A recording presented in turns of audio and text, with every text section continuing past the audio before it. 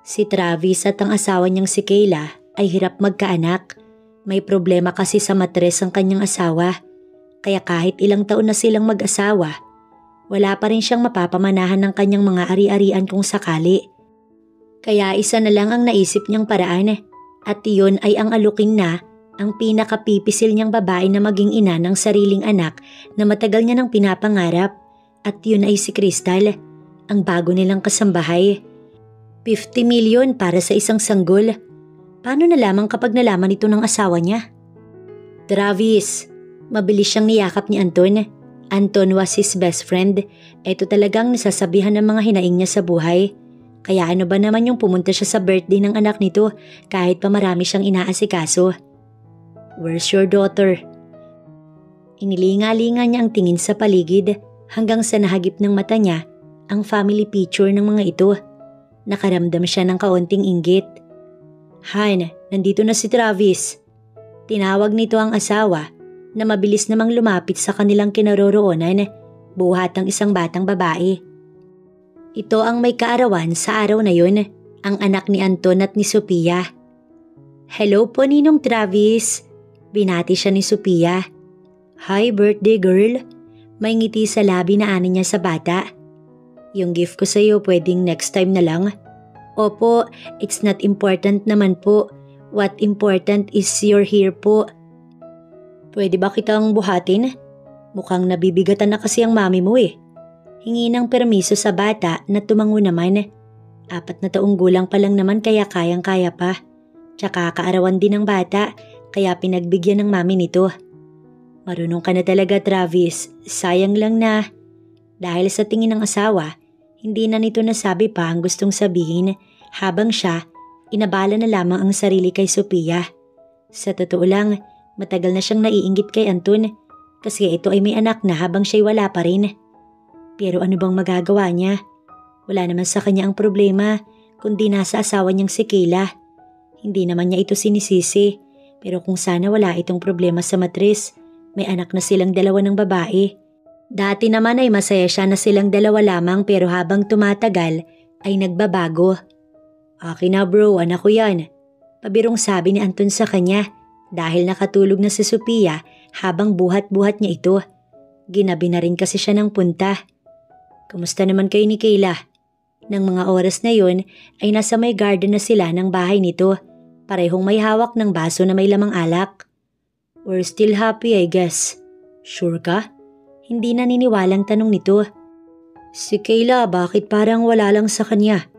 Yung ibang babae kapag sinabing may problema sa kanila at mahihirapan na magkaanak, nalulungkot. Pero yung asawa mo, pinapalabas mo ba na masaya pa ang asawa ko? Umiling si Anton at agad na dinipensahan ng sarili. Sinasabi ko lang kung anong nakikita ko. Chill lang bro.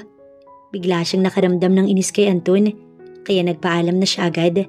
Gusto niya sanang makipagkwentuhan pa rito pero kung patuloy na si Kayla ang pag-uusapan nilang dalawa, baka mauwi sa suntukan. Habang nagdadrive pa uwi, mainit ang ulo ni Travis. Mabuti na nga lang at ligtas pa rin siyang nakauwi. Since medyo maaga pa naman, ay may nagbukas ng pinto sa kanya. It was Manang Lita, ang pinagkakatiwalaan niya at ng mga magulang niyang kasambahay. Dati ay sa mansyon nila ito pero ngayon ay nasa bahay niya na. Salamat po Manang, si Kayla, dumating na po ba? Oo iho, nasa kwarto niyo na. Kanina pa nga siya dumating. Hindi niya na nabigyang tugon pa ang sinabi ng matanda dahil tinungo niya na ang asawa. Naabutan niya ang asawa na nagsusuklay ng buhok habang nakaupo sa isang bangkuan at nasa harapan ng salamin. Mukhang kakatapos lang din itong maligo at i-blower ang buhok nitong alagang-alaga. Mabilis niya itong nilapitan at tahalik sa pisngi nito pero mabilis din itong inilayo ang mukha sa kanya. Amoy alak ka. Tila ba nandidiring sabi nito sa kanya. Sorry, nagkainuman lang kami ni Anton. Hindi na siya pinansin nito at tumayo na para humiga sa kanilang kama. Maligo ka muna bago ka tumabi sa akin. Yes wife, sabi na lang niya at sinunod ang asawa. Sinigurado niyang wala na ang sinasabi ng asawa na amoy ng alak bago siya lumabas ng banyo at tinabihan ng asawa. May suot na rin kasi siyang damit nang siya ay lumabas. Tinabihan niya si Kayla na nakatalikod ng higa. Ano ba, Travis? Inis nitong sabi sa kanya. I just want to hug you. Aniya sa malambing na boses. Pues ako ayoko.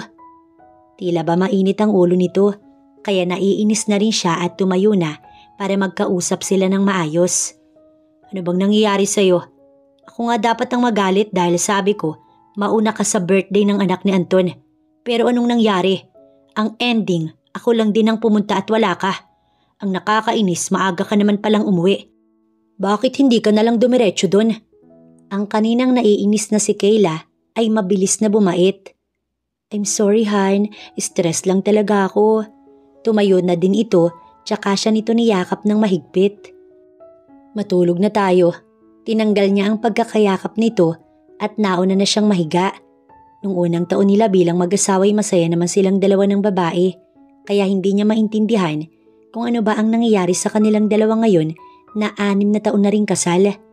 Kinabukasan ay tinanghali ng gising si Travis. Napasarap kasi ang tulog niya, pero wala na sa tabi niya si Kayla nang biglang bumukas ang pinto ng kanyang silid.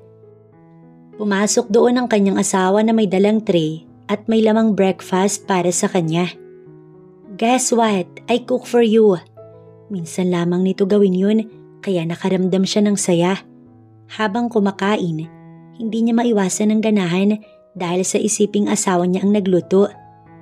Pero Han, may ipapaalam sana ako. Tinignan niya lamang ito. Ibig sabihin nun ay nakikinig siya. Magbabakasyon kasi si Mitch sa family niya sa US, so niyayaya niya ako. Ayos lang ba sa'yo? I promise after this focus na ulit ako sa'yo.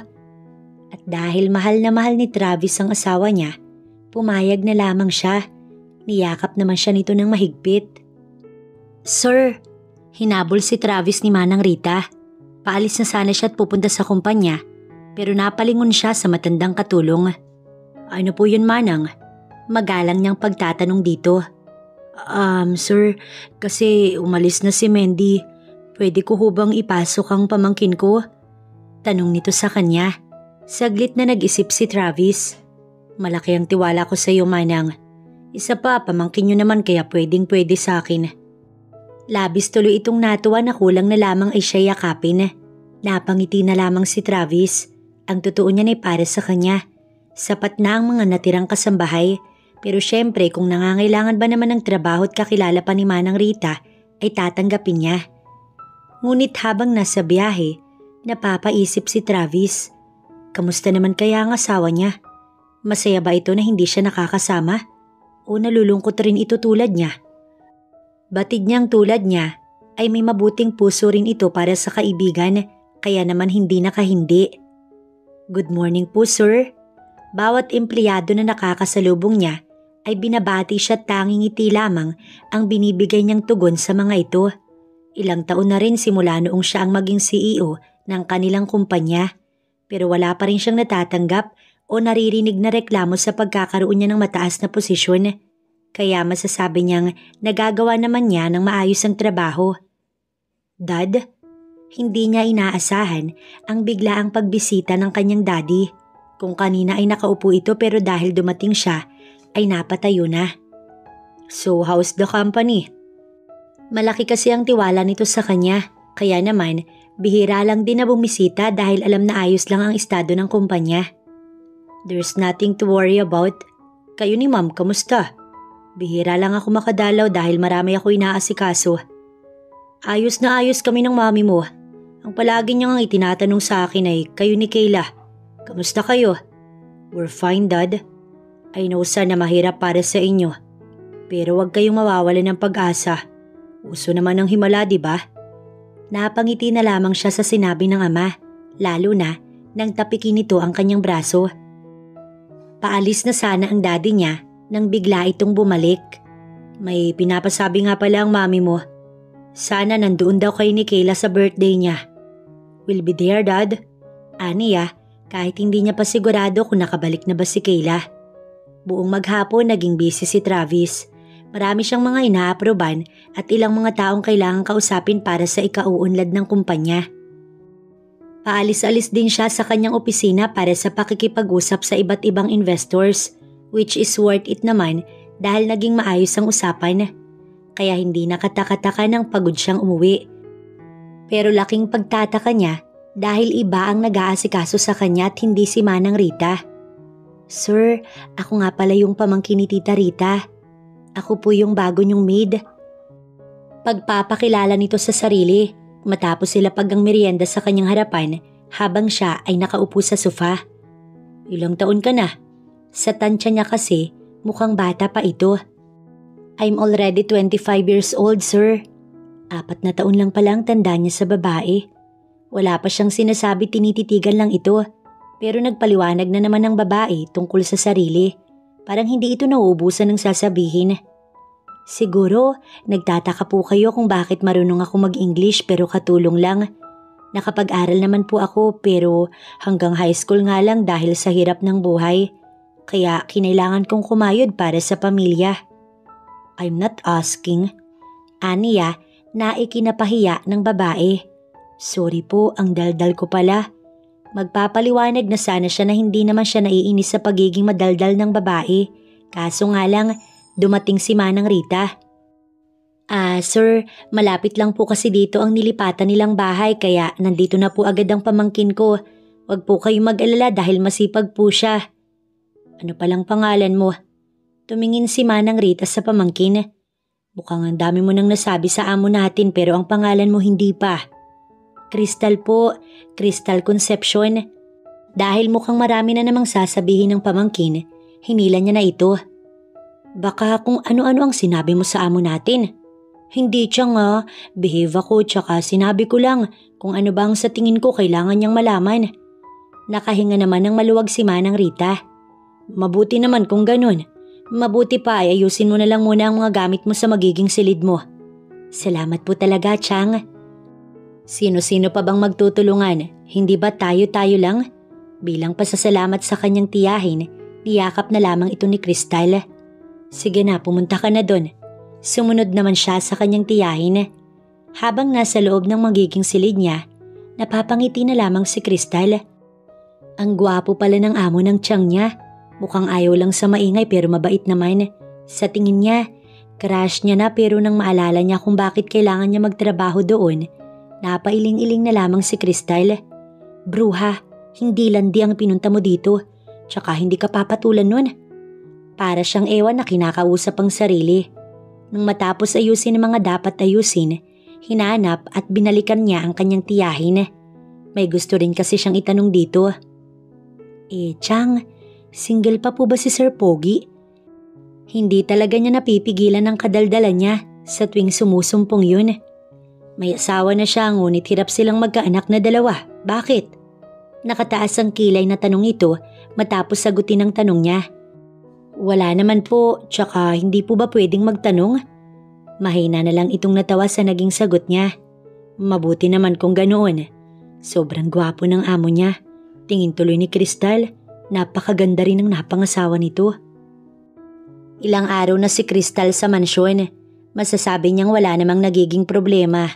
Kaklose niya naman kasi ang ibang mga katulong at hindi rin sila nagkakaaway. Bukod doon, mabait pa ang kanyang amo.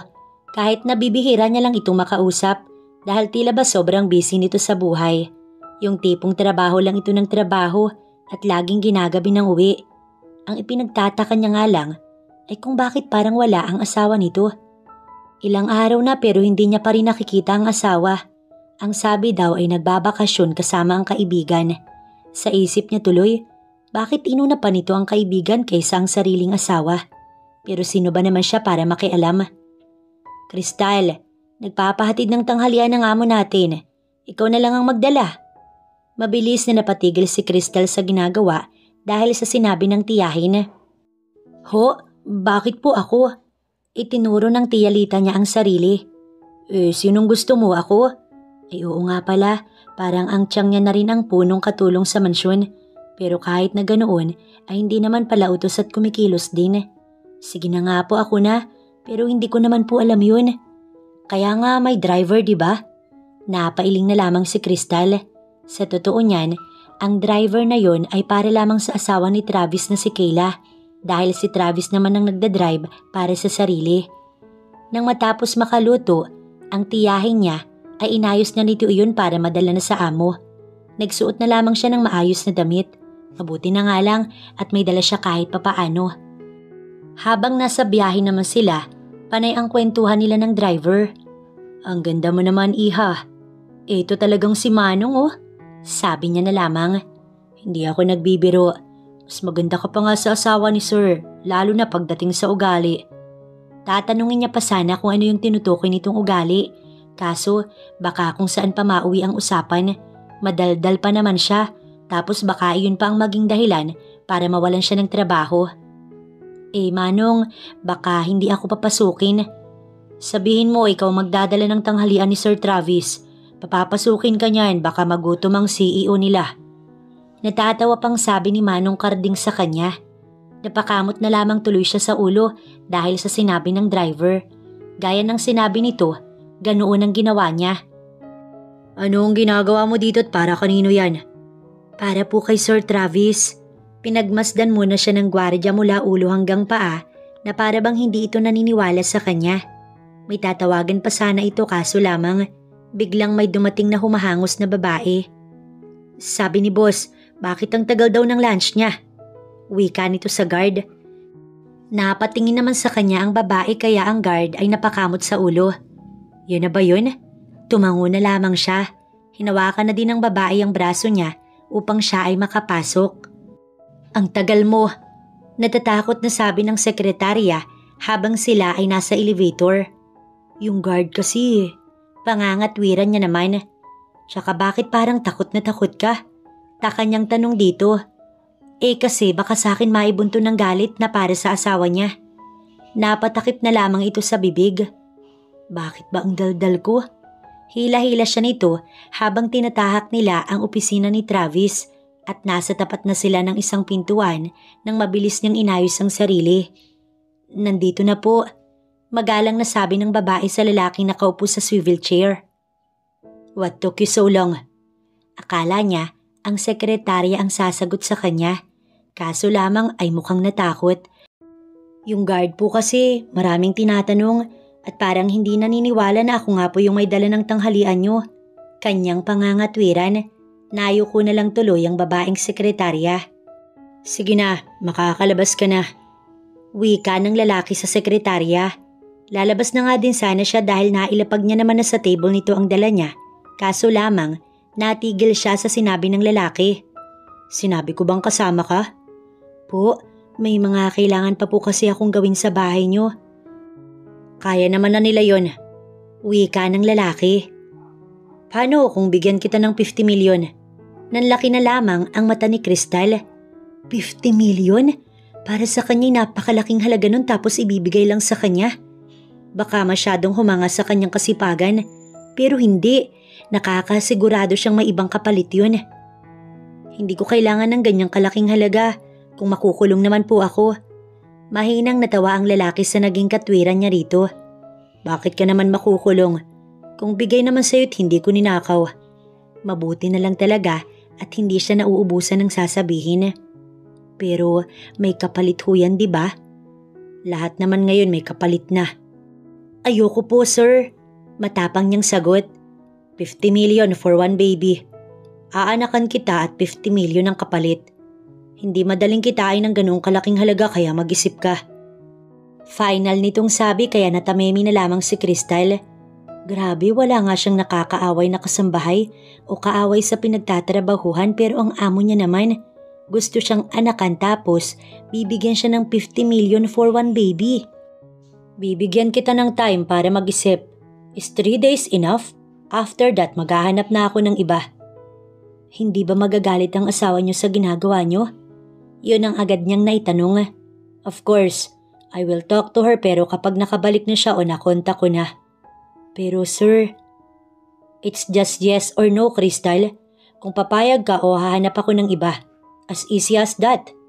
Pagputol na nito sa kung ano man ang kanyang sasabihin. Maya-maya pa ay bigla itong nataranta na ikinataka naman niya. Bakit po sir? Pati tuloy siya'y natataranta na rin. Come with me. Hinawakan siya nito sa kamay at kasama siya na lumabas ng opisina.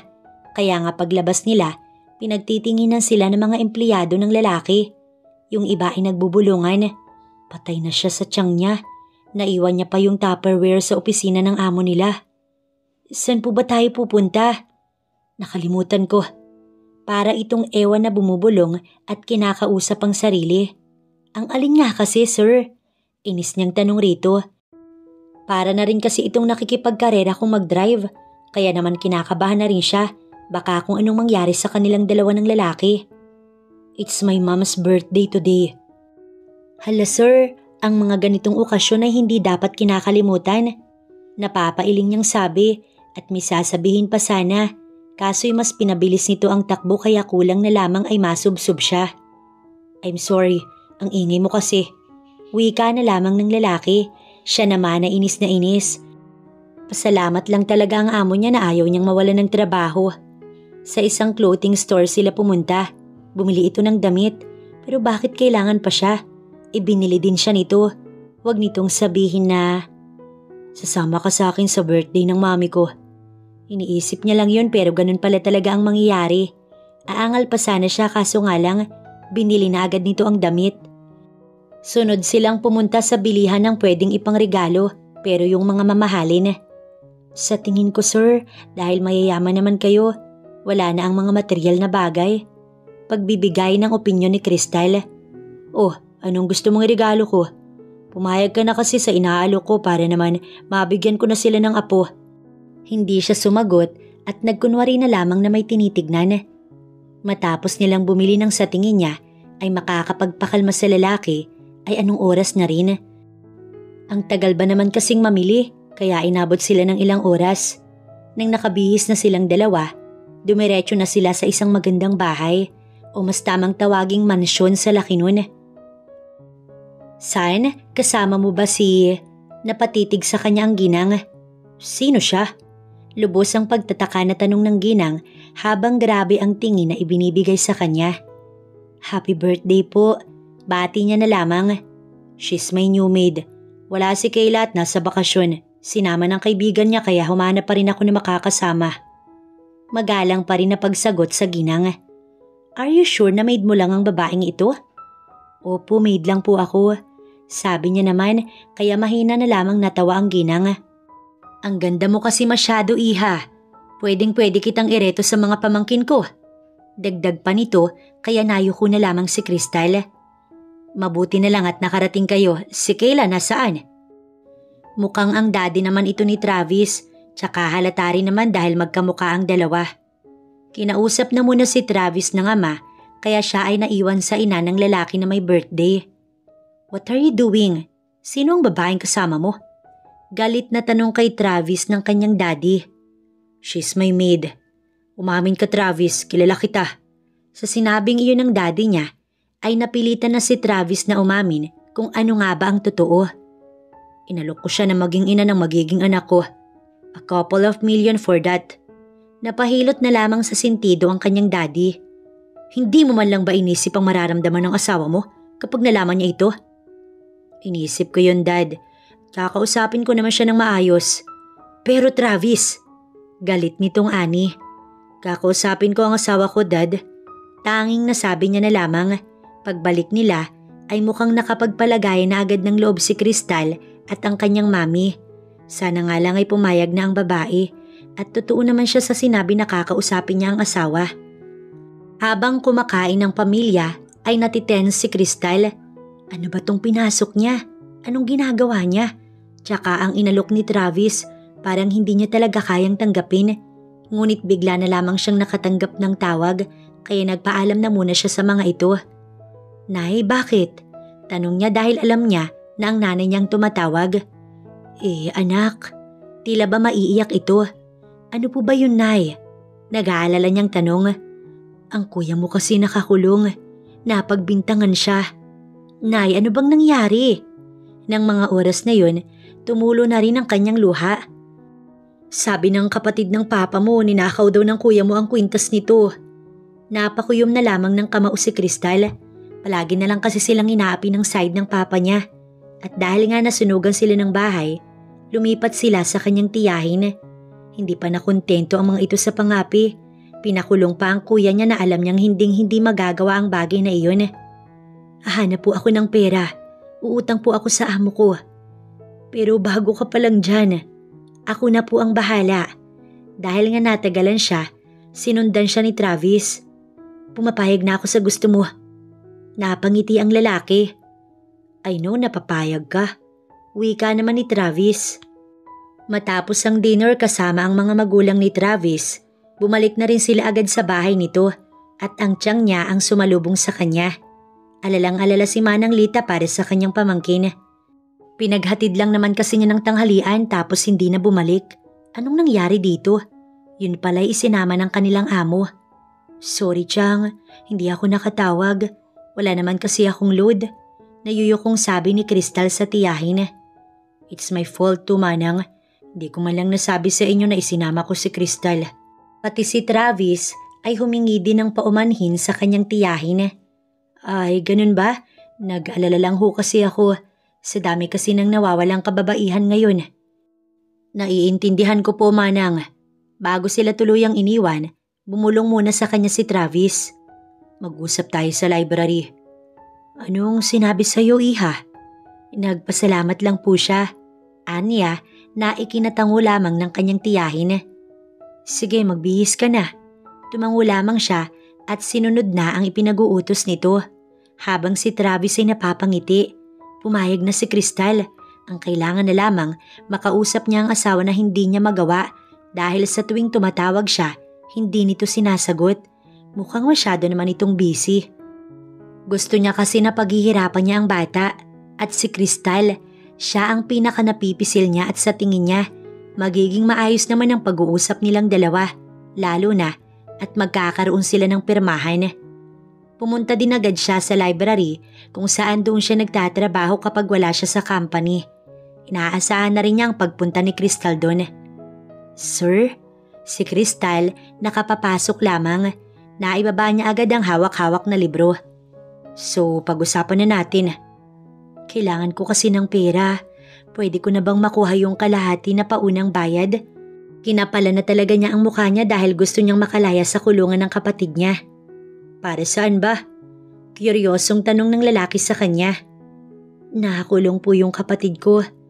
Pag-amin niya pero agad niya ring dinipensahan ng kapatid. Baka kasi isipin nito na masamang tao ang kapatid niya. Pinagbintangan lang po siya. Samahan na kita kapag piniyansahan mo siya. Hindi naman na po kailangan. Sa tingin mo hindi sila magtatak at magtatanong kung saan nanggaling ang pera mo? Dahil sa sinabi nito, wala na siyang nagawa kundi ang pumayag. Alright, bukas na bukas din ay makakalaya siya. Masyado ng gabi ngayon. Napatango na lamang siya at aalis na sana doon pero agad siyang napabalik. Salamat po. You don't need to say thank you dahil may kapalit naman ito. Sa sinabi nitong iyon, doon na siya tuluyang umalis. Tapos makausap si Crystal, muli niyang tinawagan ng asawa. Sumagot naman ito pero parang nagmamadali ito at gustong matapos agad ang tawag. I just want to inform you. Kahit ano pa yan Travis, payag ako basta makakapagpasaya sa'yo. I'm sorry pero I have to end this call. Tsaka nito pinatay ang tawag kaya nawala na siya ng kausap. Tinungo niya na ang silid nila ni Kayla at doon ay natulog. Kinabukasan ay kasama si Crystal sa pag-alis ni Travis sa mansyon. This time ay naipagpaalam na ito ni Travis sa tiyahin ng babae.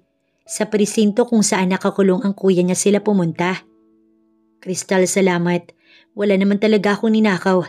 Pinagbintangan lang ako ni Chang. Malaki talaga ang galit niya kay tatay. Habang yakap-yakap siya ng kapatid. Alam ko naman kuya na hindi mo magagawa ang bagay na yun. Napangiti ang kuya niya tsaka naibaling ang tingin kay Travis na kasama niya. Sino siya? Boyfriend mo? Takapang tanong nito na bigla na lamang naging siga. Boss ko yan kuya. Bigla itong nahiya at humingi ng pasensya. Sorry boss, salamat pala sa pagtulong niyo sa kapatid ko. O kung ikakaltas niyo man iyon sa magiging sweldo niya, baka po gusto niyo na pwedeng ako na lang ang magtrabaho para sa inyo kahit anong trabaho pa. Presinta ng kanyang kuya, siya tuloy ang nahihiya. No need to worry, Hindi naman ako ganun kalupit sa nagtatrabaho para sa akin. Hulog ng langit ang mga taong tulad niya. Napangiti na lamang si Travis sa sinabi ng kuya niya. Pinauna niyang umuwi ang Kuya Chris niya dahil may dadaanan pa sila ni Travis. Kahit na ang totoo ay wala naman, gusto niya lang makausap ang lalaki.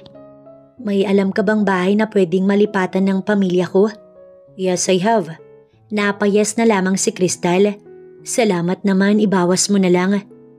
I know hindi mo na kailangan pang sabihin sa akin. Gustong gusto na rin kasi ni Crystal na makaalis sa bahay ng kanyang tiyahin na walang ginawa kundi ang sila ay apihin. Hindi naman pumapatol ang tatay niya dahil sa likas ito na mabait, ganun din ang kanyang ina.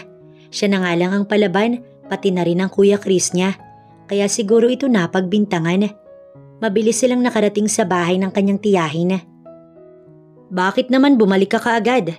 Natatawang tanong ng tiyahin ni Crystal. Baka aalis na sila dito. Finally, hindi na natin kailangang ilagay ang gamit mo sa gamit ng kuya niyan. Sabi naman ng maldita nitong anak. Pagtingin niya sa kuya niya, ay nandoon at nanginginig ito sa galit. Palibhasa ay may koneksyon sa pulis ang tiyahin, kaya mabilis makulong ang kapatid niya. Oo, aalis na kami dito. Dahil hindi ko na kaya pang panoorin kayo na inaapi ang pamilya ko. Matapang na sabi ni Crystal. Para sa pamilya niya, handa niyang gawin ang lahat.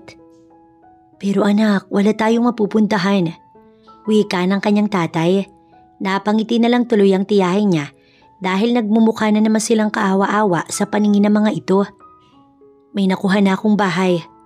Talaga? Mababayaran mo ba? Pangaasar ng kanyang tiyahin. Oo, mababayaran ko. Matapang niyang sabi. Maya-maya pa ay pumasok na din sa loob si Travis na ikinagulat ng mga ito. Siguro ay may kinausap lang ang lalaki sa labas, kaya naman natagalan na pumasok. At sino ka naman? Kunwari ay pagtatari ng kanyang tita. Boss ng pamangkin mo. Boss? Saan? Sa kama? Mapang-insultong sabi ng pinsan niya na parang may ipinaparating. Tila ba sinasabi na kung anong trabaho ang kanyang pinasok kahit hindi nito direktang sabihin yun. Wala kayong karapatan na bastusin ako. Lalo na si Crystal. Kamag-anak niyo pa naman pero kung apihin ninyo. Wika ni Travis. Bakit? Sino ka ba? Travis Ricafort. Walang pag-aaninlangan niyang sagot. Napaawang na lang ang labi ng tiyang niya maging ng anak nito na para bang gustong bawiin ang lahat ng masasamang sinabi pero hindi na pwede. Let's go, Crystal. Aya nito sa kanila. Ang mga gamit din pala niya ay nakaayos na. Siguro ang Kuya Chris niya ang nag-ayos nun. Saan tayo pupunta, anak? Habang nasa biyahe, ay panay ang tanong ng kanyang nanay, habang ang tatay niya naman ay tahimik lamang. Pero nang magtanong ito, para bang napakahalaga ng tanong at kailangan mo talagang sagutin. Bakit ang bait-bait mo sa anak namin, iho? Deserve po ng anak ninyo ang tulungan. At deserve nyo rin po dahil mabubuti kayong tao. Sagot ni Travis, kaya hindi na nakaimik pa ang kanyang tatay. Mabuti na rin to, tay. Makakalayo na tayo kila tita. Ang sasama ng ugali ng mga yun, wala na nga api sa atin. Kayo nga lang mabait eh. Siya ay nasa may tabi ni Travis sa unahan, kaya napapating na lang siya dito na para bang nahihiya. Ang ganda naman ng bahay na ito, anak. Hindi makapaniwalang sabi ng kanyang nanay. Iho, baka naman may kapalit ang lahat ng ito. Nagtama ang tingin nila ng lalaki. Bigla tuloy siyang kinabahan. Baka kasi mapaamin na ito. Ngunit nang hindi nito iyon ginawa, nakahinga siya ng maluwag. Humahanap din po kasi ako ng mga taong matutulungan. At kayo po ang aking napili. Wala nang maidahilan, kaya kung ano na lang ang maisip ay sinasabi. Pinauna niya nang pumasok sa loob ng bahay ang kanyang pamilya. Sa tingin ko, kailangan kong sabihin kay Tia Lita ang tungkol dito. It's your choice. Kahit anong maging resulta ng pag-uusap ninyong dalawa, hindi ka na pwedeng umatras. Pagpapaalala nito sa kanya. Ngayon pa ba ako aatras? Mabuti naman at nagkakaintindihan tayo. Nagpaalam na rin si Crystal sa kanyang pamilya na may trabaho pa siya. Mabuti na lamang at nakakaintindi ang mga ito't wala nang itinanong pa, kaya nakaalis na sila ng kanyang amo. Pagkahatid ni Travis sa kanya sa bahay nito, Kinausap niya agad ang kanyang tiya Lita. Ang totoo niyan tiya, may kailangan po akong sabihin sa inyo. Aniya, habang ito ay kausap, sinigurado niya naman na silang dalawa lang ang nasa kusina. Ano ba yung sasabihin mo? Si Sir Travis po kasi. Bakit? Bigla itong nag-alala para sa kanya. May nangyari ba sa kanya? Inalok niya po ako na maging ina ng magiging anak niya. Ano ka mo?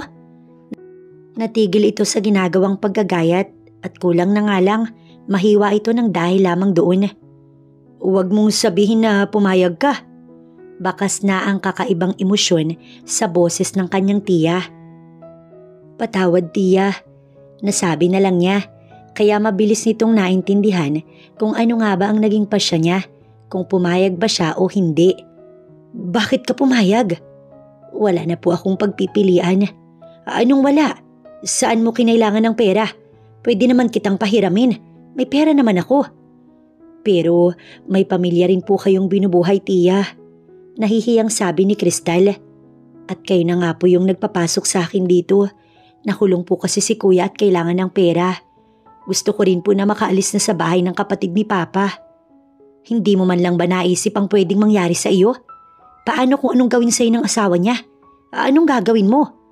Walang maisagot si Crystal at tanging ang pagyuko na lamang ang nagawa niya.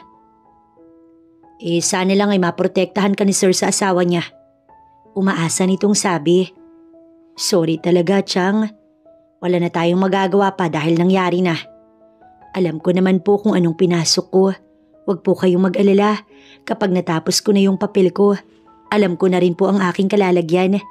Paliwanag niya sa kanyang tiya na ang tanging nagawa na lamang ay siya yakapin. Kinakabahan si Crystal.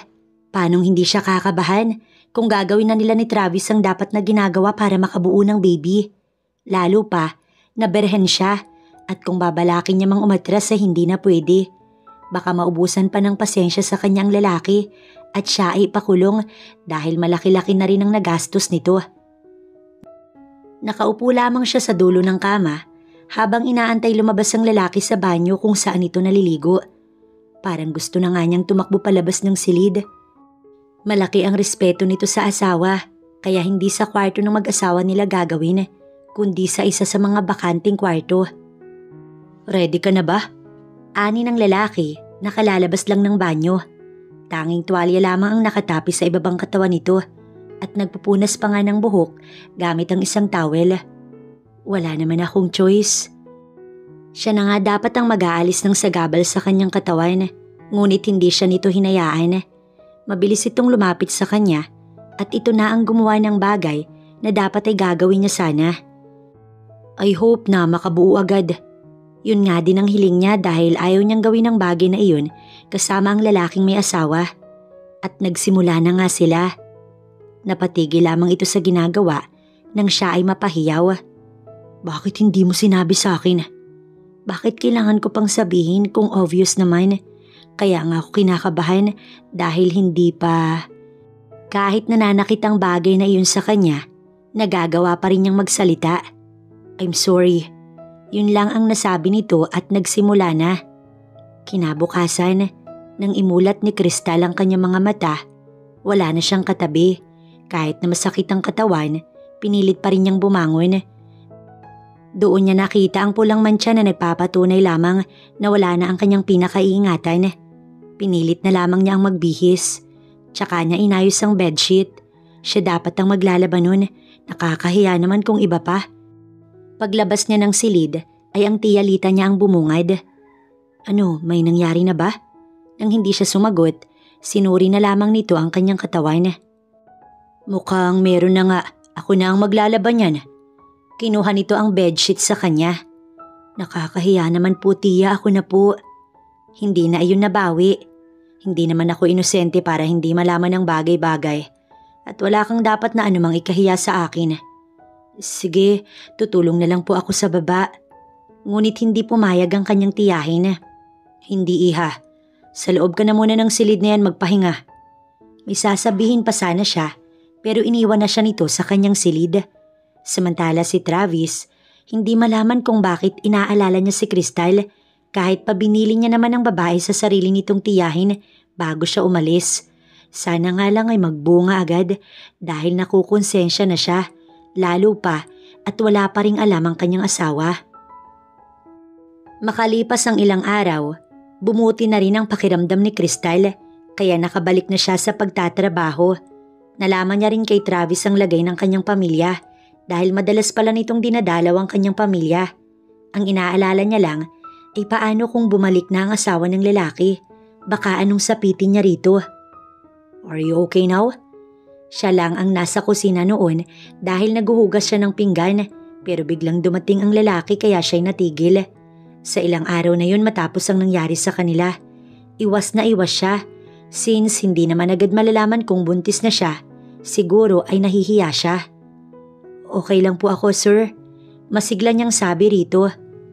"Hindi po ba kayo natatakot sa asawa niyo?" Bigla niya na lamang naitanong sa lalaki. Hindi nito direktang sinagot ang tanong niya. "Of course, natatakot ako na mawala siya sa akin. Pero para sa amin din naman tong ginagawa ko. I'm sure na maiintindihan niya ako. Ayaw ko na rin siyang mahirapan pa kung sakaling pipilitin naming dalawa na siya ang magbuntis." Mahaba nitong tugon sa kanya. Ang swerte po pala ng asawa niyo. Hindi na ito sumagot pa at iniwan na siya sa kusina. Sakto naman na bumalik ang tiyang niya na may inayos lamang. "Paalala ko lang pamangkin ha. Tiyang, marami na po kayong naipaalala sa akin kaya wag niyo na pong dagdagan. Anya, kaya napailing na lamang ito. Tandaan mo iha, kahit nagaano pa kabuti ang ipakita niya sa'yo, wag na wag kang mahuhulog sa kanya. Dahil kailangan ka lang niya para magkaroon ng anak. May asawa na siya at yun ang kanyang mahal. Alam ko naman po tiya, mabuti naman kung ganoon. Ayoko lang na masaktan ka, kaya habang maaga pa dapat gising ka na sa katotohanan at hindi aasa."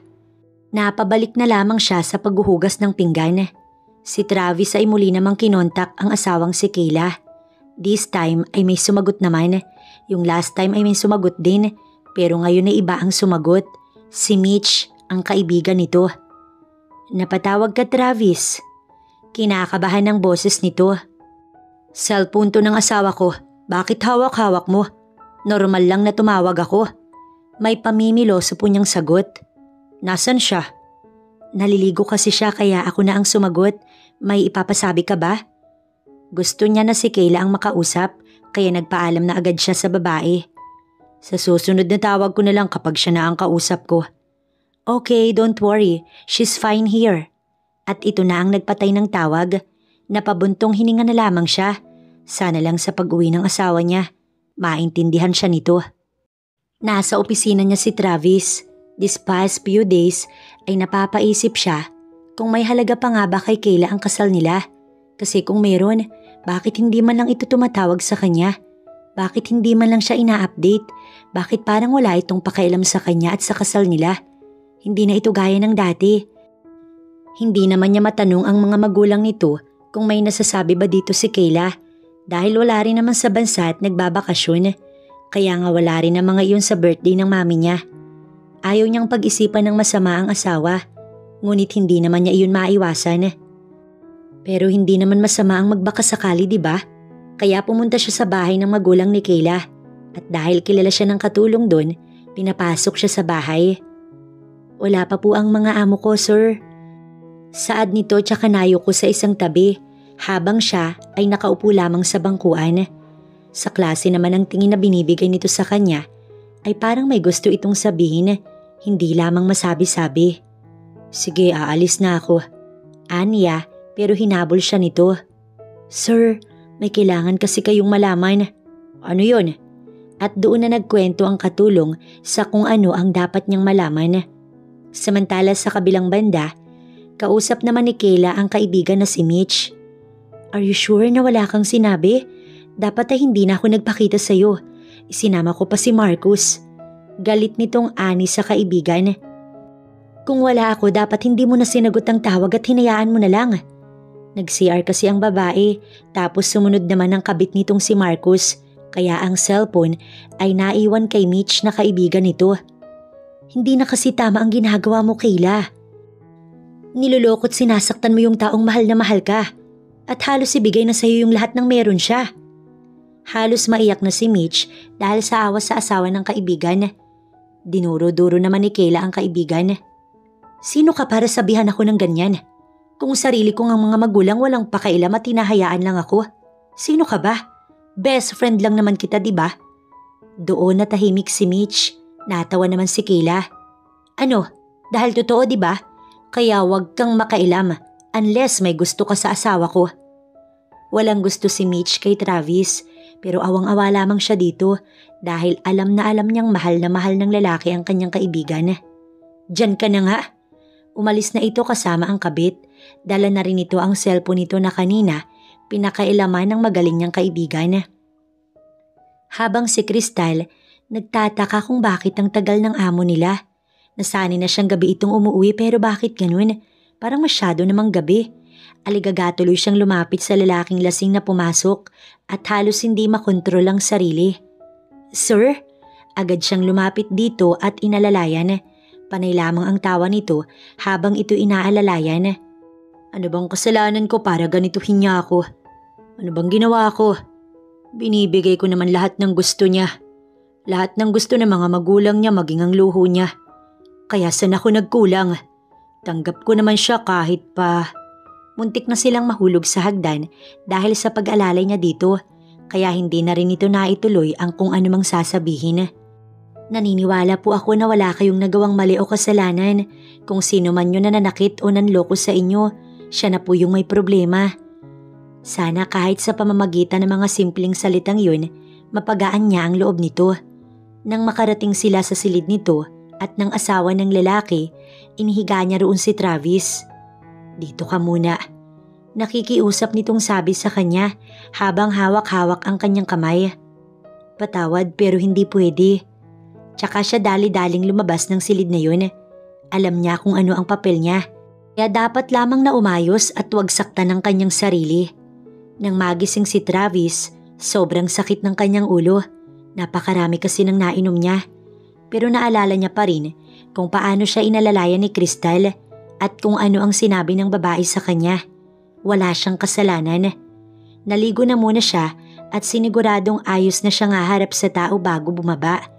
Pababa pa lang siya ng hagdan ay rinig na rinig niya ang ina na nagbubunganga. Bakit naglasing? Pero salamat iha sa pag-alalay sa anak ko ha. Boses ng kanyang ina. Nang bumaba na siya, agad siyang nilapitan ng kanyang ina. Ano bang nangyayari sa'yo? Bakit ka nag-inom? Nag-drive ka din ng lasing, sigurado. Paano kung naaksidente ka? Puno ng pag-aalalang sabi ng ginang. I'm fine, Mom. Nothing to worry about. Nahampas na lamang nito ang dibdib niya, kaya mahina na lamang natawa si Travis. Nang magtama ang mata nilang dalawa ni Crystal, ay nginitian niya na lamang ang babae. Hindi naman makapaniwala si Crystal nang initian siya ni Travis. Pumunta naman ang ina nito sa may kusina kasama ang tita-lita niya, kaya silang dalawa ng lalaki ang naiwan. Thanks for helping me. Wala yun, sir. Yun na lamang ang kanyang nasabi. Pero ano ba talagang nangyari? May nalaman ako. At ganyan po talaga these days, marami tayong nalalaman. May makakasakit sa atin at meron din namang... Niloloko ko ng asawa ko. Iyon ang nakapagpatahimik sa kanya. Si Travis naman ay inaasahan na ang magiging reaksyon ni Crystal. Pero siya, hindi pa rin siya makapaniwala na magagawa siyang lokohin ng asawa. At ngayong nasa ibang bansa ito, sa tingin niya, hindi lang si Mitch ang kasama, kundi pati na rin ang lalaki nito. Po? Tama ang narinig mo, pero hindi pa ako handang sabihin sa kanila. Kaya pwede bang atin-atin na lang muna? Bilang tugon, tumangulang siya sa amo. Napangiti naman ng lalaki. Nang iwan siya nito, ay parang naguhumiyaw ang puso ni Crystal. Ikaw ba naman bigyan ng ganoong klase ng ngiti? Lumipas pa ang mga linggo, ay naitago pa rin ni Travis ang tungkol sa nalaman niyang panluloko sa kanya ng asawa. Mas nakapokus na siya kay Crystal kung magbubunga ba ang nangyari sa kanila. Unti-unti niya ring napapansin si Crystal. Ibang-iba pala ito sa kanyang asawa. Hinihintay niya na nga lang ang pag-uwi ni Kayla para makapag-divorce na silang dalawa dahil kung hindi naman pala siya mahal ng babae, Mabuti pang maghiwalay na lamang kaysa naman habang buhay nilang pahirapan at lukuhin ng isa't isa. Hey, what's wrong?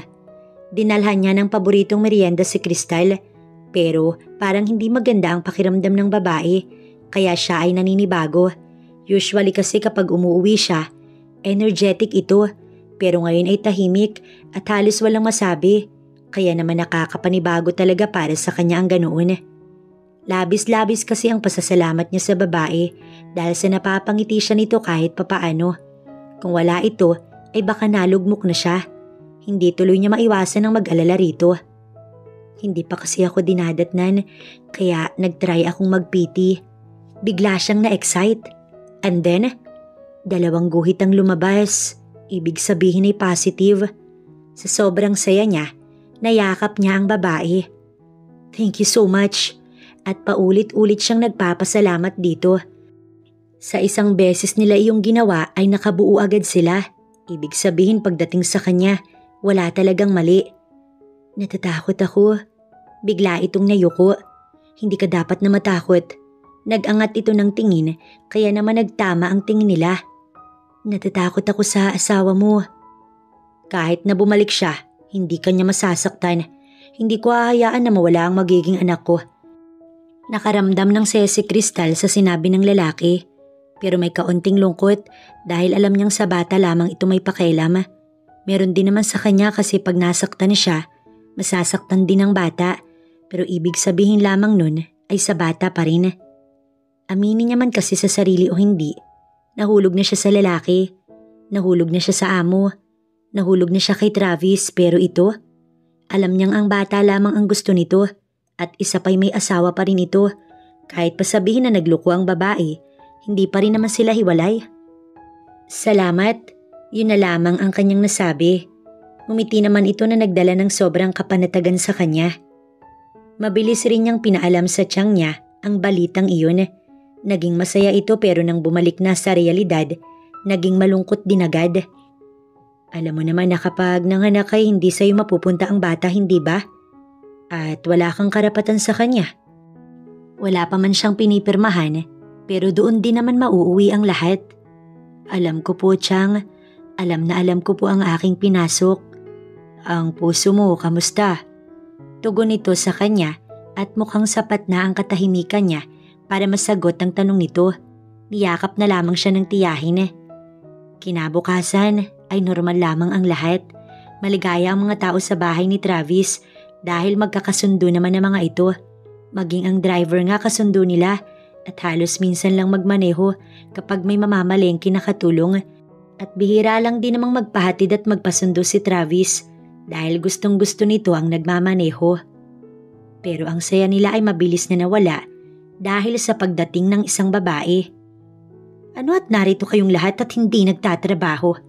Ikaw Manong Karding, ihatid mo si Mitch doon sa kanila. She will tell you na lang the address. Isang babaeng eleganting tignan pero kung ugali ang titignan, mukha namang magaspang. At ikaw na babae ka, sino ka? Wala ka naman dito. Sino nagpapasok sa'yo dito?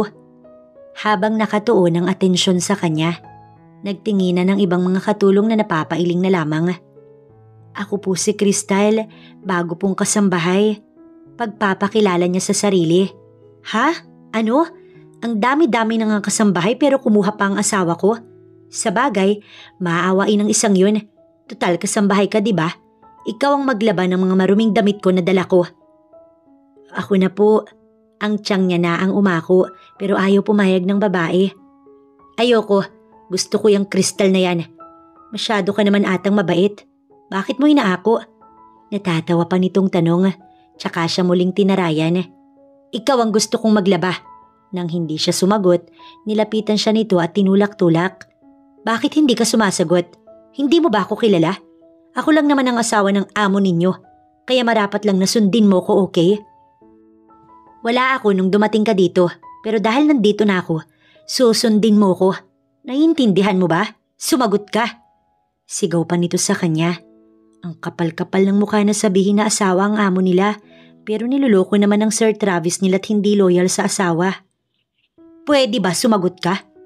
Akmang sasampalin na sana siya nito dahil sa sobrang inis, Nang biglang dumating si Travis, nagkaroon tuloy ng pag-asa ang mga katulong.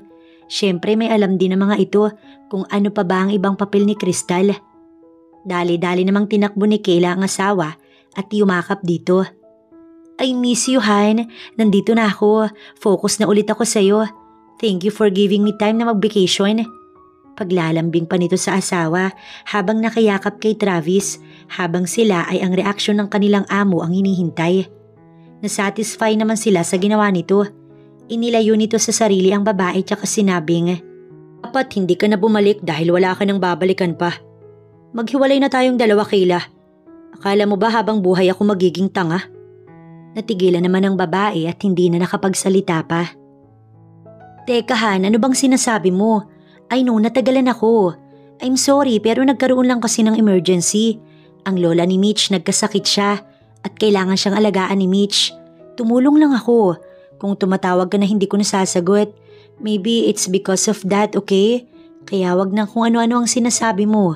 Pag-usapan natin to ng maayos. Let's go to our room at huwag ipahiya ang sarili natin sa kanila.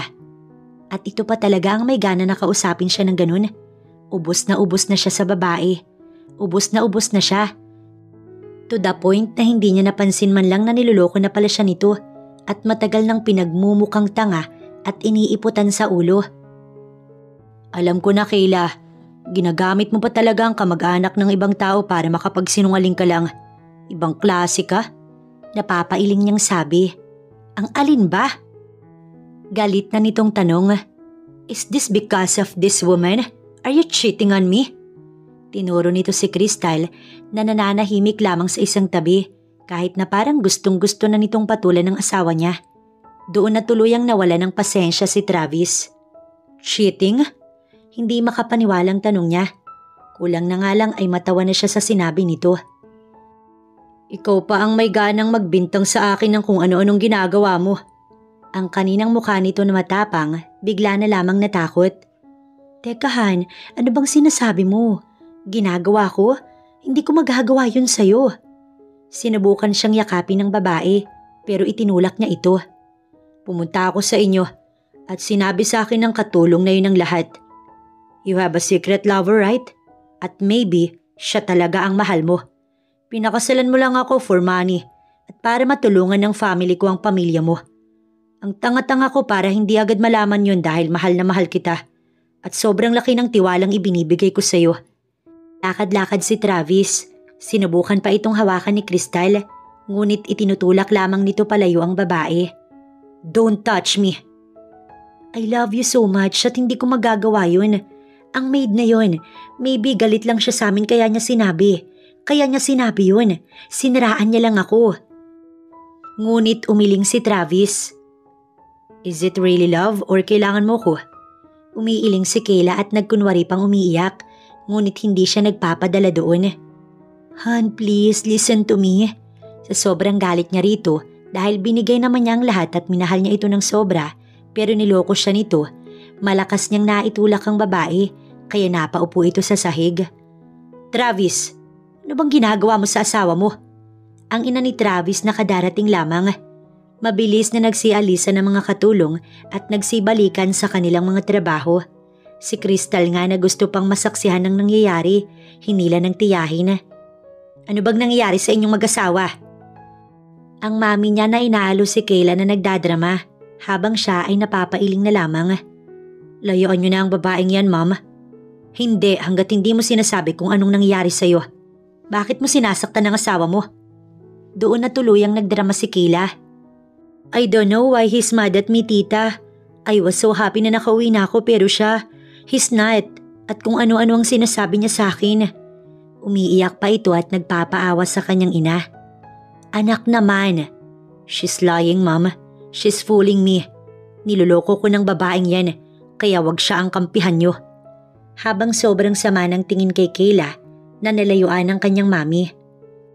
Anong ibig mong sabihin? Ang tagal ko nang alam, pero hindi ko lang sinabi sa inyo ni Dad.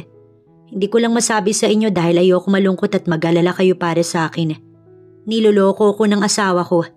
Niloloko ko ng babaeng yan, may lalaki siya. Hindi makapaniwalang tinignan ng mami niya si Kayla.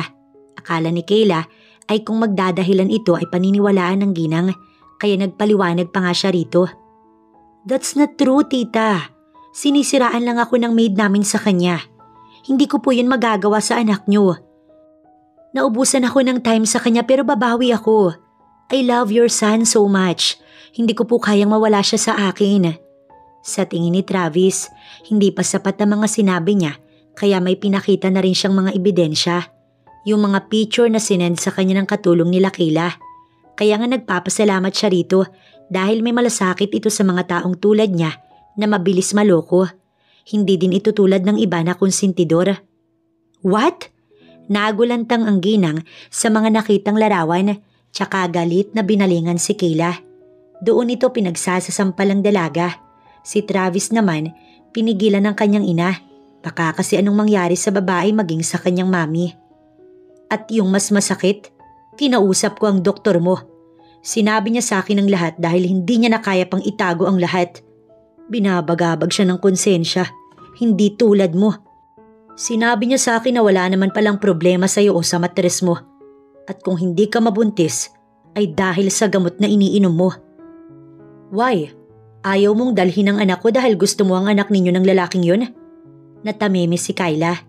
Hanggang sa nakawala na ang kanyang ina sa pagkakahawak niya at muli nitong sinampal ang asawa niya ng pagkalakas-lakas. Ang kapal ng mukha mong babae ka. Napahawak na lamang ang babae sa pisngi nitong nananakit dahil sa malakas na sampal. Dahil sa takot na baka ano pang mangyari sa mami niya dahil kay Kayla, inutusan na ni Travis sa mga katulong na ilabas ito. Mabuti nga at bumait pa siya na hindi niya pinakaladkad ang babae. Are you okay, Mom? Nakaupo na sila noon sa sofa at pinapakalma niya ang kanyang ina. Bakit hindi mo agad sinabi sa amin ng daddy mo? Sinarili mo ang lahat.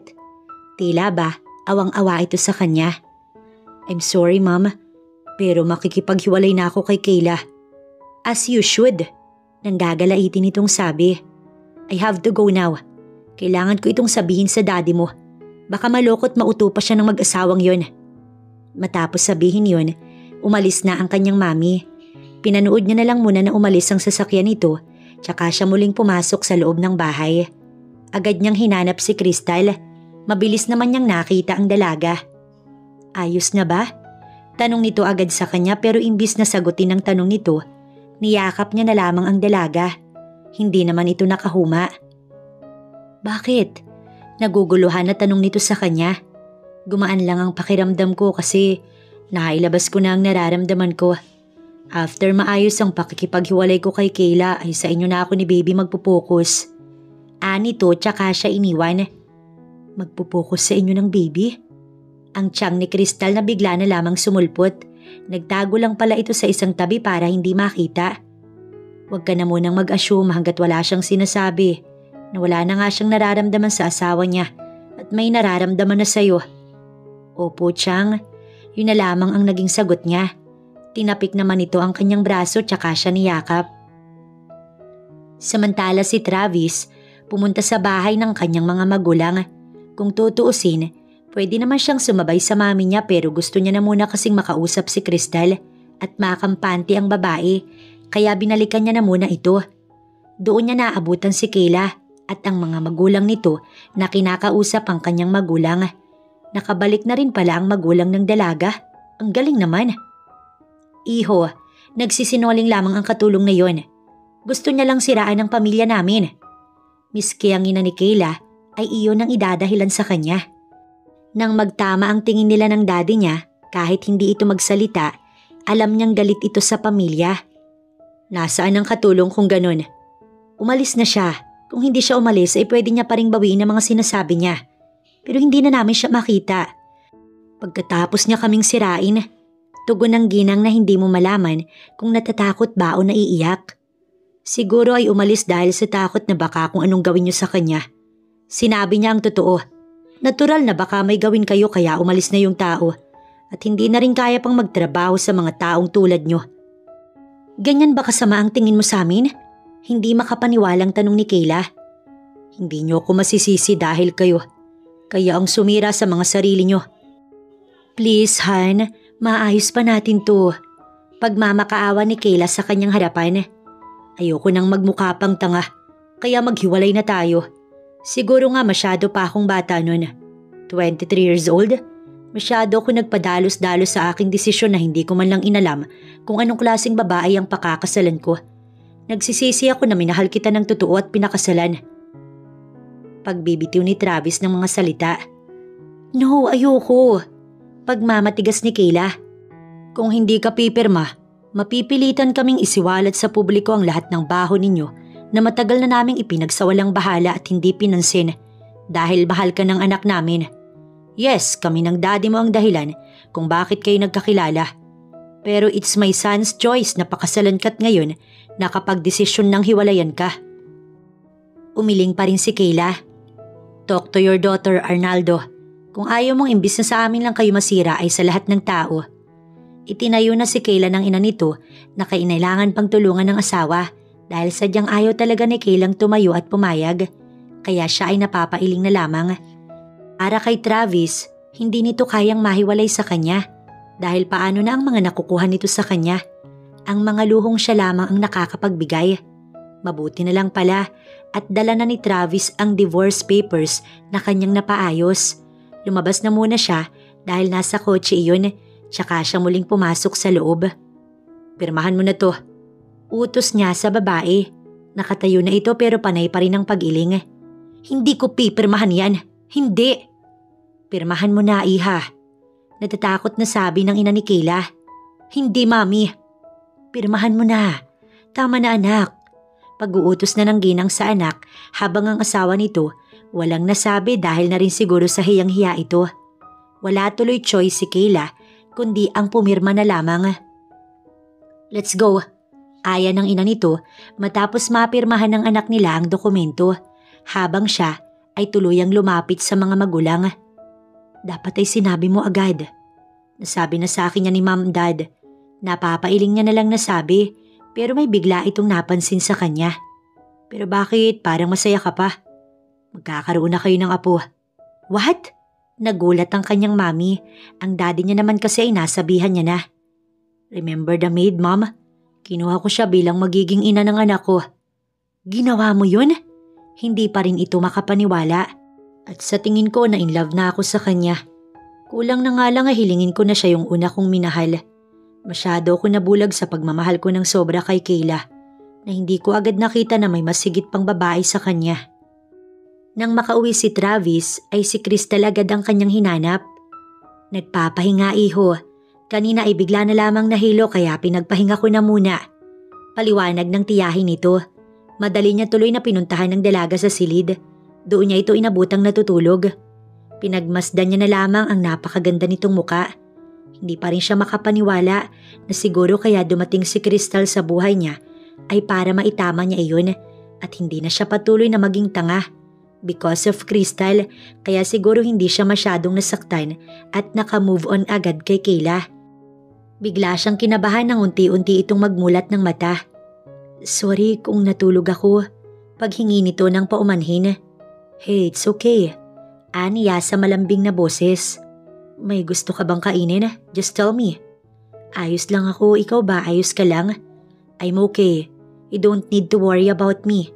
Napangiti na lamang ito sa naging tugon niya. Babangon na sana ang babae, ngunit mabilis niya itong napigilan. Magpahinga ka na muna, kaya na nila yun. Kapag maayos ka na, pupunta tayo sa pamilya mo. Bakit? They should know about your situation. Hindi pwedeng itago sa kanila ang ganito. Tumango lamang ang babae upang mas makapagpahinga ito ng maayos. Nagpaalam na siyang aalis na muna. Paglabas ni Travis sa silid, halos atakihin siya dahil si Manang Lita lang naman ang sumalubong sa kanya. Manang, nakakagulat naman kayo. Iho, umamin ka nga sa akin. Aminin po ang alin. Ayoko sanang pangunahan ng pamangkin ko at dapat ay sa kanya mo malaman. Pero masyado yung takot na aminin sa'yo. Kaya ako na lamang. Huwag mo na lang sanang sabihin sa kanya na ako ang nagsabi sa iyo. Pero hindi ka naman siguro manhid, no? Sa mga pinakita at pinaramdam mo sa kanya. Alam mo naman siguro ang naging epekto noon. Sa tingin ko ay mahal ka na niya. Hindi agad nakaimik si Travis. Ayaw kitang pilitin na mahalin siya pabalik pero sana man lang maging totoo ka sa kanya At sabihin mo kung ano lang ang kaya mong ibigay para hindi siya umasa. May nararamdaman na rin po ako sa pamangkin ninyo, Manang. Nagulat ang matanda sa naging pag-amin niya rito. Sigurado ka ba dyan? Hindi ko rin po alam kung kailang nagsimula ito. Pero alam ko na ayaw ko nang mawala pa sa akin ang pamangkin ninyo. Sa sobrang saya ni Manang Lita, nayakap na lamang siya nito. Ang pamangking kong yan ay marami nang naranasan na paghihirap sa buhay kaya salamat. Sana ikaw na ang makakapagpasaya sa kanya. Tanging ngiti na lamang ang isinukli ni Travis. Nang hindi na nahihilo si Crystal, ay bumisita na sila sa mga magulang ng babae. Kitang-kita niya kung gaano kamiss ni Crystal ang mga magulang. Sa yakap pa lang na ibinigay sa kanila ay halatang halata na. Maging ang pamilya nito ay ganun din sa babae. Masaya naman siya sa nakikita. Saglit niya munang ipinaalam ang dalaga sa pamilya nito dahil sabi niya may kailangan silang pag-usapan. Mabuti na lang talaga at may hardin doon. Ngunit nagulat na lamang siya ng pagharap sa kanya ni Crystal ay umiiyak ito. Bakit ka umiiyak? Nag-aalala niyang tanong sa babae. Alam kong pagmamalabis ang hihilingin ko sana. Pero pagbigyan mo sana ako. Hindi ko tatanggapin ng 50 million at pagtatrabahuhan ko din ang mga napahiram mo sa akin. Pero sana, kapag lumabas na ang bata, hayaan mo kung makasama siya. Hindi na ito makatingin sa mga mata niya at nayuyuko na rin. Upang magtama ang mga tingin nila, hinawakan niya ang baba nito. Huwag ka nang umiyak, please. Ang hirap na hindi mahulog sa'yo. Ang hirap mong hindi mahalin kaya nga gustong-gusto kong sabunutan ng asawa mo dahil lang tanga niya na sinaktan ka niya. Pero anong karapatan ko? Isa lang akong babae na handa mong bayaran para lang magkaroon ka ng anak. Isa lang din akong katulong kaya pakiramdam ko wala rin akong karapatan na mahalin ka. Patuloy ang pagpatak ng mga luha mula sa mga mata nito. Pinunasan niya naman ang luha na iyon gamit ang likod ng kanyang palad. Wala na ang usapan. Wala ka nang tatanggapin na 50 million at makakasama mo na ang bata. Sumilay ang saya sa mukha nito. Pero anong kapalit? Magiging akin ka. Ikinagulat naman ito ang kanyang sinabi. Ano? I said, you will be mine. Sa tingin mo ba pakakawalan pa kita pagkatapos kong mahulog na din sa'yo? Bago pa ito may masabi ay hinagka niya ng saglit ang labi ng babae habang si Crystal gulat na gulat rin. Pero paano ang asawa mo? Madali na ang lahat dahil napirmahan niya na. That's why we have nothing to worry about, okay? Sa sobrang saya ng babae, nayakap na lamang siya nito ng mahigpit. Salamat. No thank you. You don't know how I wish na sana mas una kitang nakilala kay Kayla. Pero siguro nga may makikilala ka munang maling tao bago ang tama at ikaw na yung tama. Muling nagyakapan ng dalawa kaya paglabas ng kuya ni Crystal na si Chris, gulat na gulat ito sa nakita at natawag pa ang mga magulang. Si Travis naman ang nagpaliwanag dito ng lahat at sa umagang iyon, walang nabuong hindi pagkakaintindihan. Noong una ang gusto lang naman ni Crystal ay magkaroon ng isang bagong trabaho dahil napalaya siya sa kanyang pinagtatrabahuhan.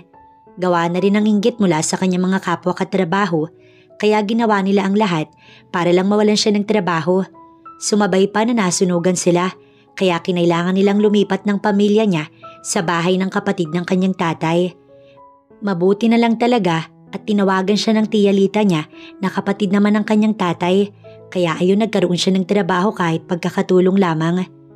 Hindi niya naman inaasahan na doon pala magbabago ang kanyang buhay dahil inalok siya ng kanyang amo bilang magiging ina ng magiging anak nito kapalit ng 50 million. At dahil wala na siyang choice, napapayag siya rito. And now hindi lang bata ang kailangan nito, kundi pati na rin siya. Mabuti na nga lang at napawalang bisa na agad ang kasal nito kay Kayla. Sa ibang bansa kasi kinasal ang dalawa kung saan may divorce. Sabihin na rin na nagamitan ng koneksyon para mas mapabilis ang lahat. Hindi naman nanggugulo ang dati nitong asawa na niloloko lang pala talaga ito. At kahit kailan, hindi naman ito minahal si Travis dahil pagpapanggap lang naman ng lahat para makinabang ang babae maging ang mga magulang nito. Kaya nga labis-labis ang pagsisisi ni Travis na minahal daw nito ang babae. At kung maibabalik nga lang daw ang panahon, siya na nga ang una nitong nakilala at minahal. Pero gano'n naman talaga. San, bago mo matagpuan ng tamang tao para sa'yo, makikilala mo muna yung mga mali. Daddy, Daddy! Mabilis na nagtago ang bata sa likod ng daddy nito. Natatawa naman si Travis dahil sa inaasal ng anak nila. Why anak? Malambing nitong tanong sa bata nang magpantay na ang dalawa. Si mami po kasi hinahabol ako. Paano kita hindi hahabulin ha? Ayaw mong maligo. Ang asim-asim mo na. Kanina pa laro ng laro. Mabuti at umuwi itong daddy mo. Natawa na lamang si Travis sa kanyang sinabi. Kaya naman pala anak maligo ka na nga muna. Napapout na lamang ang bata, tsaka lumapit sa yaya nito na magpapaligo dito. Ang tiyalita niya kasi ay hindi na doon nagtatrabaho o mas tamang sabihin na hindi na nagtatrabaho. Pinatigil na kasi ito ng mga anak dahil tapos na rin naman sila sa pag-aaral. Pero pagdating sa kamustahan, hindi naman pumapalya dahil uso naman ang tawagan. Ilang taon na rin pala silang kasal ni Travis. Hindi niya napapansin marahil sa sobrang kasiyahan dahil yun lang naman ang nararamdaman niya sa tuwing kasama ang kanyang anak at ang kanyang asawa. Si Travis ay napapangiti na lang. Hindi na kasi siya kailan pa maiinggit kay Anton at sa asawa nito. Noong kinasal nga sila ni Crystal, ito pa ang malakas mang asar dahil paulit-ulit daw siya nitong sinasabihan tungkol sa una niyang asawa na si Kayla. Tapos siya pa daw ang nagagalit pero ang ending, maghihiwalay din sila ni Kayla. Tapos napapapalakpak pa ito dahil may anak na siyang kinasal. Naipanganak na kasi ni Crystal ang anak nila noong magpakasal sila ng babae. Hindi nila minadali ang lahat. Sabi nga nila, slowly but surely. At ngayon, mayroon na siyang buo at masayang pamilya at napakamapagmahal na asawa at yung 50 milyon na ibibigay niya sana kay Crystal noon ay ginagastos niya na lang sa kanyang pamilya.